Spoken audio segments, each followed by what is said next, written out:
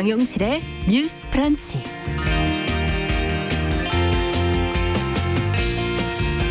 안녕하십니까, 정용실입니다. 요즘 뉴스를 보다 보면은 별로 읽고 싶지 않은 반성문, 사과문을 자주 접하게 됩니다. 그런데 이상하게도 이런 반성문과 사과문에는 꼭 뭐가 하나 빠져 있죠. 바로 진정성입니다. 사과의 말은 정확해야 합니다. 자신이 무엇을 잘못했고 누구에게 어떤 상처를 주었는지 명확히 밝혀야 합니다. 그런데 이걸 뭉개버리는 사과문이 넘쳐나지요. 주로 사실 여부를 떠나는 방식으로 잘못의 경중에 상관없이 어쨌든 미안하다, 뭐 이런 식입니다. 이런 사과에서 어떻게 진정성을 느낄 수가 있을까요? 사실의 발을 딛고 저지른 잘못의 무게를 인정하는 것부터 진짜 사과는 시작이 되는 거고요. 용서의 씨앗도 거기에서부터 싹 트는 법인데 말이죠. 이 간단한 사실을 사과하는 사람들만 모르고 있는 거는 아닐까요? 4월 24일 금요일 정용실의 뉴스 브런치 시작하겠습니다.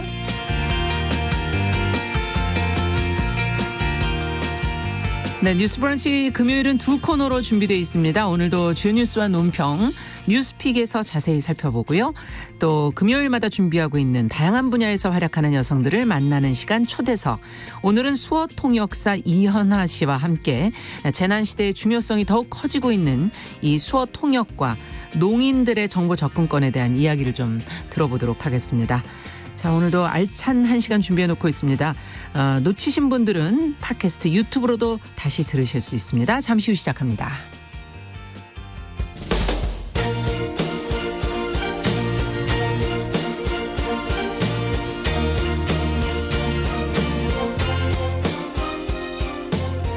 여성을 위한 시사정보 프로그램 KBS 1라디오 정용실의 뉴스 브런치. 여러분의 의견을 기다립니다. 샵 9730으로 문자 보내주세요.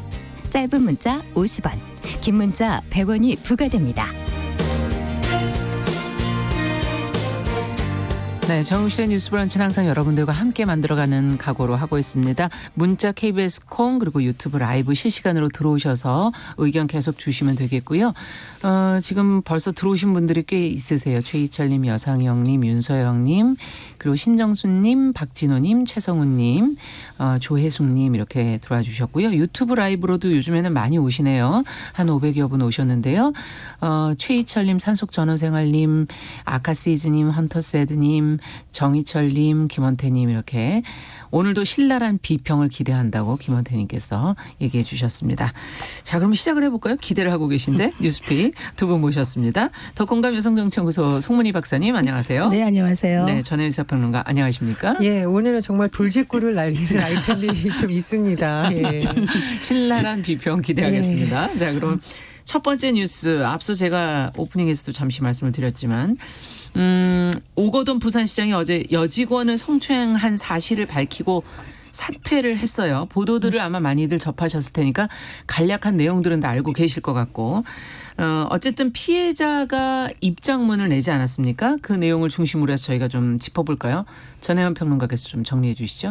예, 저희가 방송하기 전에 분위기가 화기애애한데 제가 오늘 계속 한숨을 쉬었어요.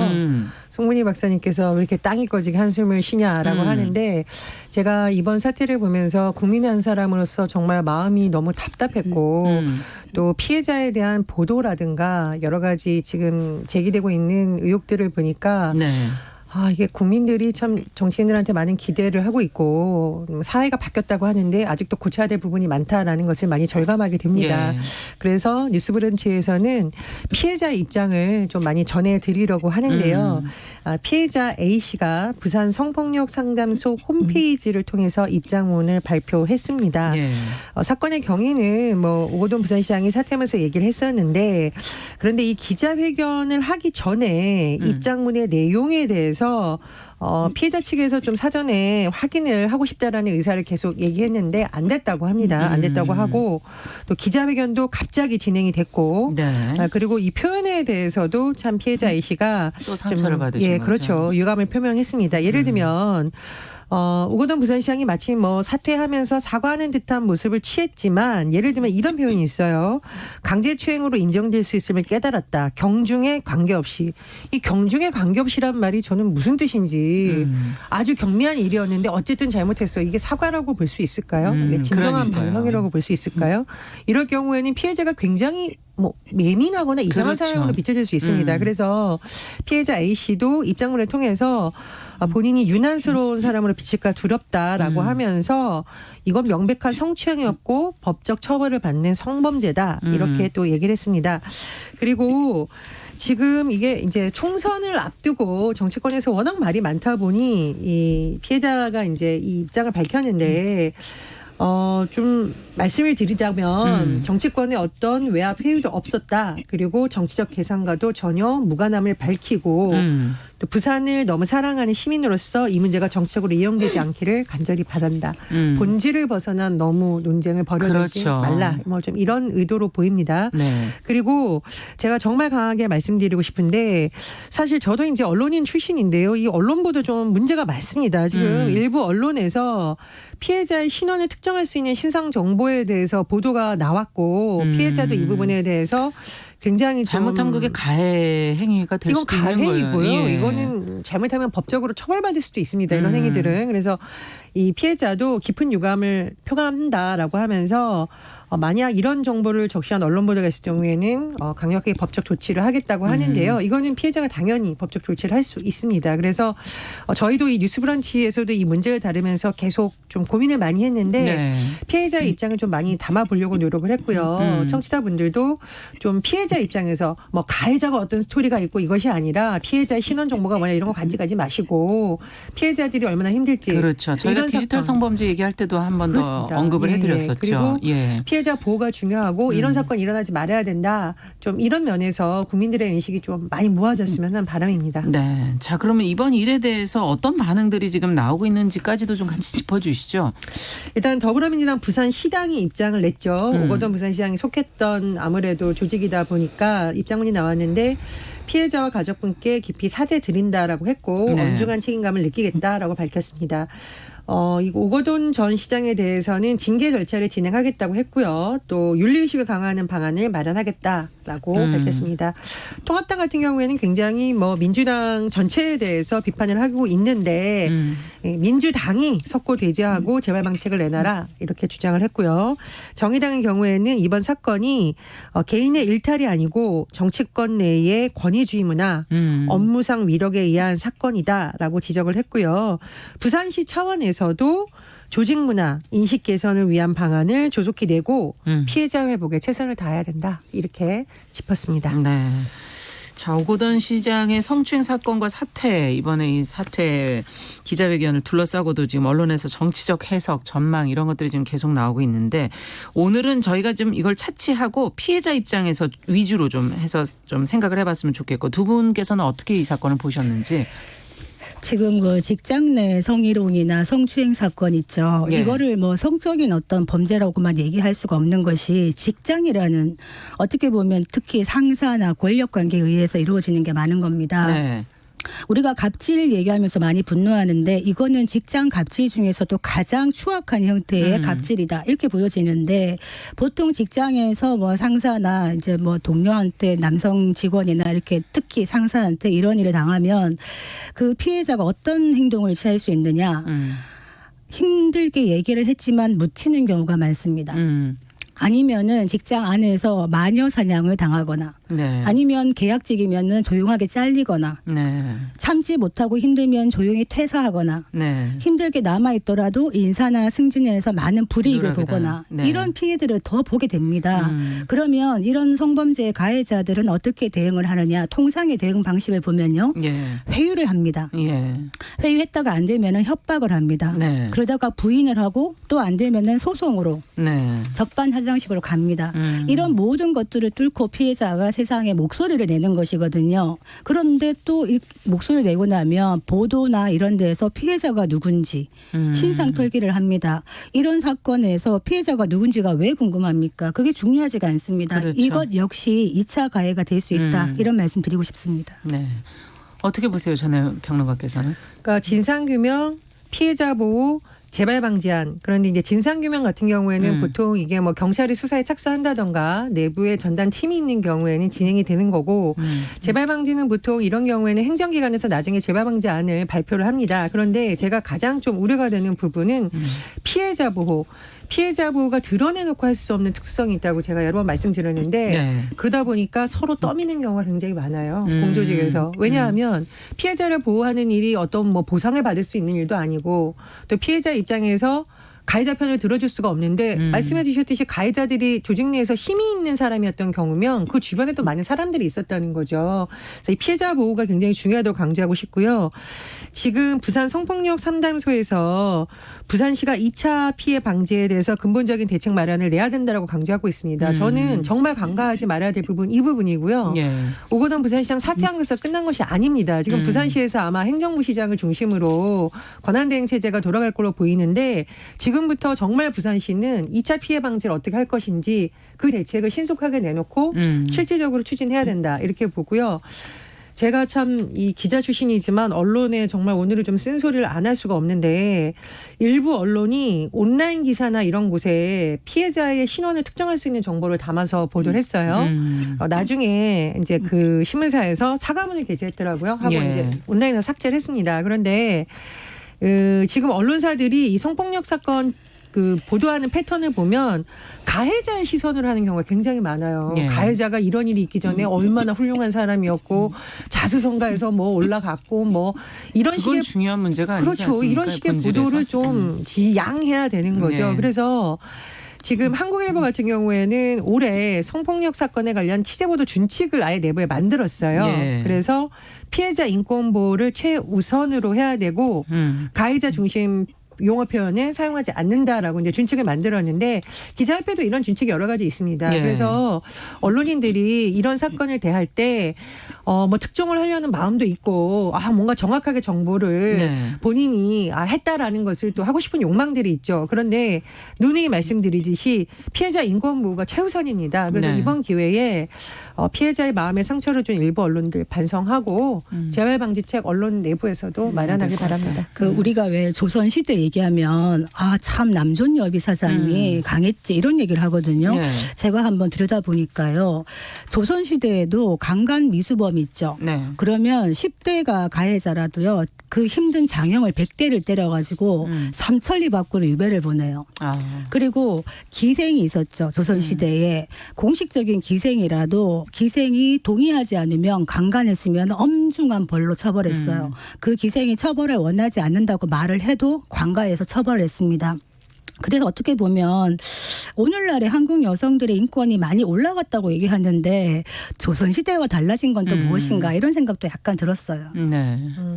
저는 다시 한번 말씀드리는데 그 여성이 어떤 여성인가 어디에 근무했는가 이런 관심을 갖지 말아달라는 겁니다. 왜 그걸 궁금하냐는 거죠. 그냥 피해자가 빨리 이 상황을 딛고 앞으로 나아가야 되고 진상규명을 통해서 책임질 사람은 책임지게 하면 되는 건데 네. 제가 가장 우려하는 부분 아마 이제 부산시도 부산시청 내부에서 벌써 이런 일이 일어나지 않을까 굉장히 우려가 됩니다. 그래서 이번만큼은 부산시에서 책임지고 좀 성숙한 태도 재발 방지책 꼭 내놨으면 합니다. 네, 지금 뭐 한사랑님께서는 사퇴만으로 끝나는 것인지 궁금하다 이렇게 의견을 주시기도 했습니다. 자, 그러면 두 번째 뉴스로 좀 넘어가 보도록 하죠. 우리도 이제 이 오거돈 부산시장 관련 내용은 어떻게 결말이 되는지는 좀 추적을 해 보도록 하겠습니다. 자, 두 번째는 어제 헌법재판소가 중요한 두 가지 판단을 내린 내용을 좀 들여다봐야 될 것 같은데요. 하나씩 좀 들여다보도록 하겠습니다. 먼저 교사가 정치단체 결성에 관여하거나 이에 가입하는 행위를 금지한 조항은 헌법에 위배된다 하는 그런 판단을 내린 것이고요. 요거 먼저 보고서는 저희가 다음 얘기를 또 해볼까요? 이건 송 박사님께서 좀 정리해 주시겠습니까? 네, 그 현직 교사 9명이 헌법 소원을 냈습니다. 네. 국가공무원법 65조 1항에 의하면 그 공무원이 정당이나 그 밖의 정치단체 결성에 관여하거나 가입할 수 없다 이렇게 규정이 되어 있거든요. 네. 이것이 공무원들의 정치적 자유를 침해한다고 헌법 소원을 낸 겁니다. 거기에 대해서 헌법재판소가 어떤 판결을 내렸냐면 정당을 결성하고 집단 행위를 금지하는 조항은 합헌이다. 네. 그렇지만 교사들이 정치 단체를 결성하는 것을 금지하는 것은 위헌이다. 왜냐하면 정치적 자유를 침해하는 것이기 때문이다. 이렇게 판단을 했습니다.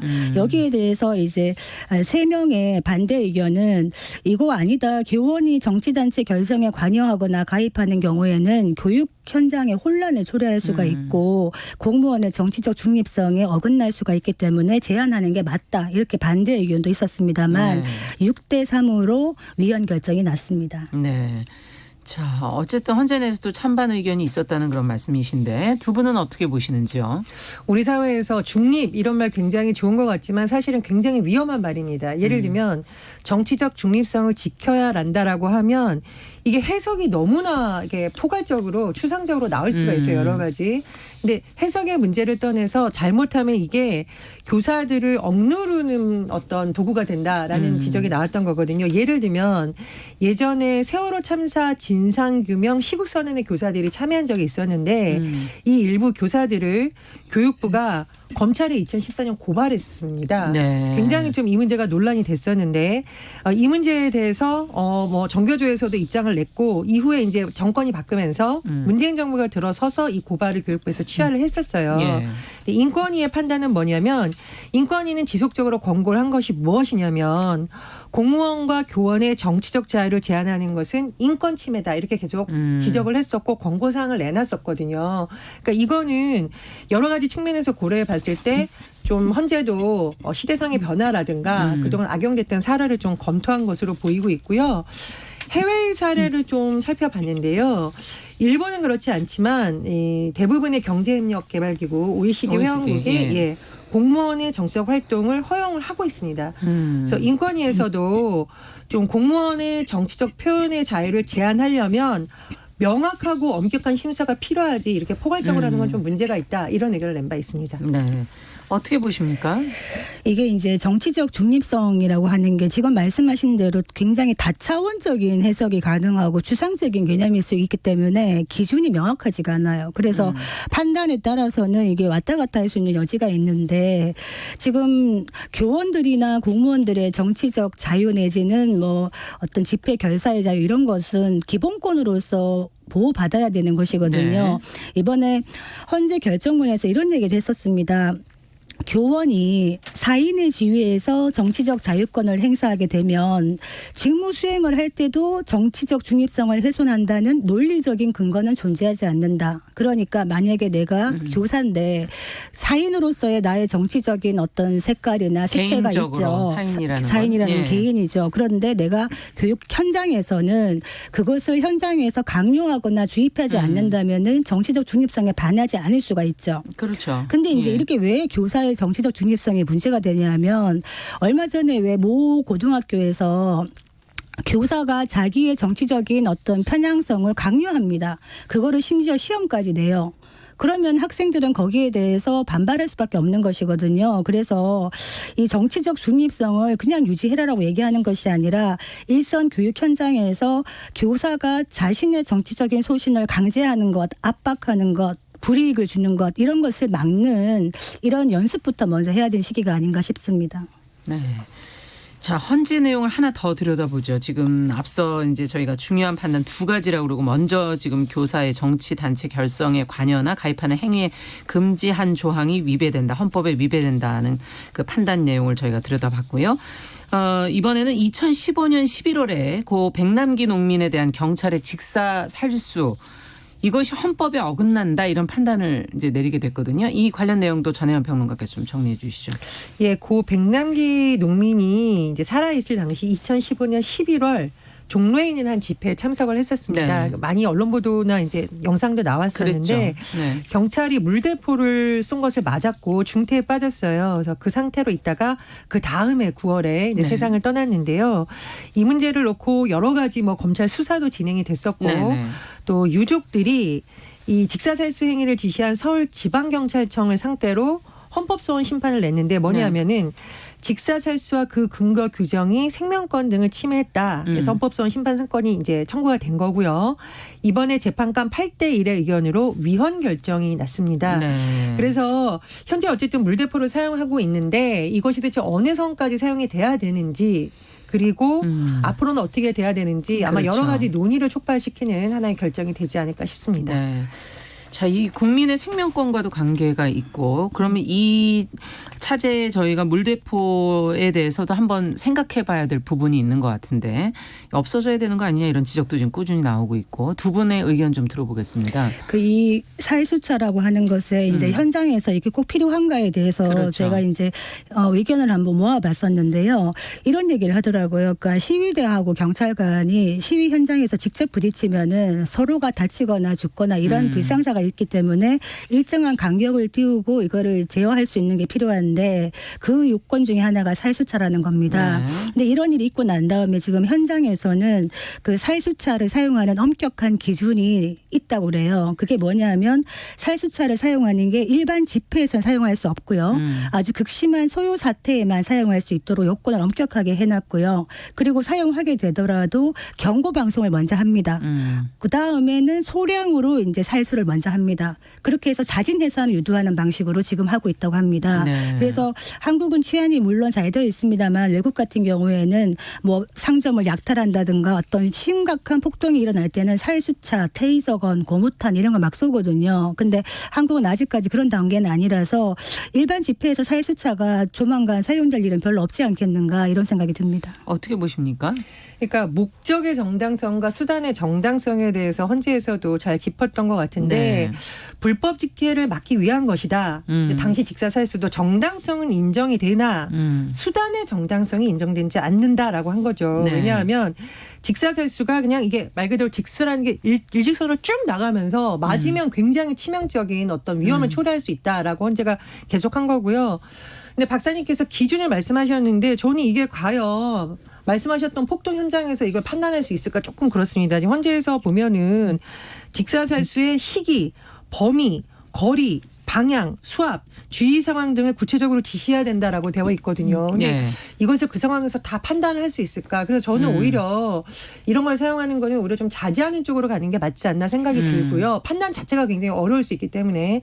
두 번째로 제가 말씀드리고 싶은 것은 이게 언론 보도에서 나왔었는데 왜 상시적으로 계속 몰면서 집회하시는 분들 가끔 볼 수 있잖아요. 근데 한 경찰서에서 이분들을 전담하는 경찰이 그분들하고 거의 같이 생활을 하는 거예요. 그래서 굉장히 이제 신뢰관계가 쌓인 거죠. 그래서 이분이 무슨 어떤 돌발 행동을 한다 시위대가 그러면 이 경찰이 나서서 아이고 형님도 다치고 우리도 다치고 네. 시민들도 다친다 이러지 마시다라고 하는데 그건 자주 봐서. 그렇죠. 근데 이분 같은 경우에는 예. 평소에 신뢰관계가 쌓여 있다 보니 그렇죠. 그렇다면 가능하죠. 과격해지지 않는다라는 예, 거죠. 그래서 이게 뭐 맞습니다. 최선의 방법은 아닙니다만 경찰들도 좀 과거와는 다른 방식으로 좀 접근하면 어떻겠느냐 뭐 그런 아이디어 차원에서 말씀을 드립니다. 근데 이게 살수차가 이제 딱 그 기준이 하나가 뭐냐면 소요 사태로 인해 가지고 타인의 법익이나 공공의 안녕 질서에 대한 직접적인 위험이 명백하게 초래되는 경우에 사용할 수 있게 되어 있습니다. 그래서 기준 자체가 굉장히 엄격하게 되어 있고요. 실제로 현장에서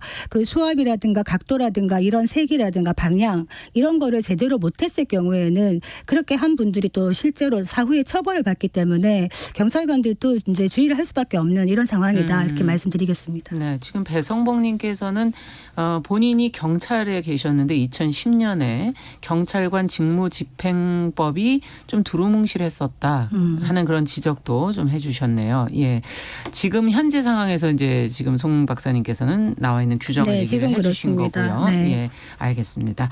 앞으로도 어떻게 해야 될지 좀 더 이거는 국민적인 전체적인 논의가 조금 필요한 부분이 아닌가 하는 생각도 들기도 하네요. 자, 끝으로 간단하게 경기도 김포시가 지금 시민들의 상하수도 요금을 일괄 제로 한 푼도 안 받는 걸로 감면을 해줘서 좋은 반응을 지금 얻고 있다는데 이게 어떻게 된 겁니까? 네, 마지막은 네. 좀 기쁜 소식입니다. 네. 예, 김포 시민들이 힘이 나는 소식인데요. 예, 김포시가 상하수도 요금을 그 2월 중순부터 4월 중순까지 2개월간을요. 그 네네. 관내에 다 0원으로 지킨 고지서가 발송됐습니다. 네. 받는 순간 기분이 참 좋았겠죠. 나 하나도 안 쓴 거 아닌데. 그래서 김포로 이사 가야 되나. 이게 이제 단순히 세금을 아꼈기 때문에 기분만 좋은 것이 아니라 사실은 행정에서 배려하는 마음이 느껴지는 거잖아요. 그렇죠. 우리 관내 주민들 시민들이 이렇게 힘드니까. 힘드신데. 그러니까 이제 그렇다고 보니까 그렇다고 해서 물을 더 많이 쓴 것도 아니라 그래요. 그래서 이 따뜻함이 느껴진다. 그 제가 뭐 정하영 김포시장님 뵌 적도 없고 일면식도 없습니다만 칭찬해. 왜냐하면 다른 곳도 보니까요. 지금 그 김포에서 지금 시장 같은 것도 재래시장도 지금 코로나 때문에 한 2달간 문을 닫았었어요. 그랬겠죠. 근데 거기도 가서 현장 점검을 하죠. 그리고 민원실에 가가지고는 작은 도서관을 또 운영하고 있다 그래요. 김포시에서. 이런 것들을 보면은 정말 이렇게 현장에서 가서 가려운 곳을 이렇게 긁어주고 상처난 곳 약을 발라주고 네. 체감할 수 있는 이런 행정 칭찬하고 싶습니다. 네. 이렇게 작은 부분이 사실은 더 와닿는 부분이 될 수도 있는데 어떻게 보십니까? 지금 재난지원금 지급을 하는 그런 지자체들이 많은데 또 색다른 방법이 아닌가 하는 생각도 들고요. 그렇죠. 이제 충주시에서도 뭐 자영업자나 소상공인, 기업체를 대상으로 3개월 정도 상하수도 요금을 50% 감면해 주기로 했다라고 합니다. 왜냐하면 이제 코로나19 사태 때문에 소비가 너무 위축이 되니까 그렇죠. 매출 자체가 줄어들죠. 맞아요. 그래서 이런 부분이라도 걱정을 좀 덜어드리자 이런 취지로 보고요. 좀 여담인데 기자들이 가장 듣기 싫은 말 중에 하나가 물 먹는다라는 은어가 있습니다.